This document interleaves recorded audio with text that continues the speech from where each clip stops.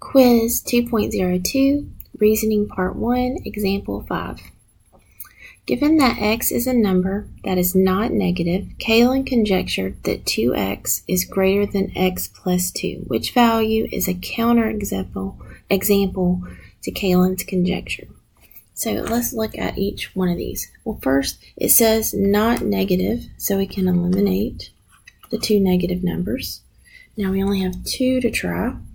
So if we put in 2 times 0 is greater than 0 plus 2, 2 times 0 is 0 is greater than 2. That is not true.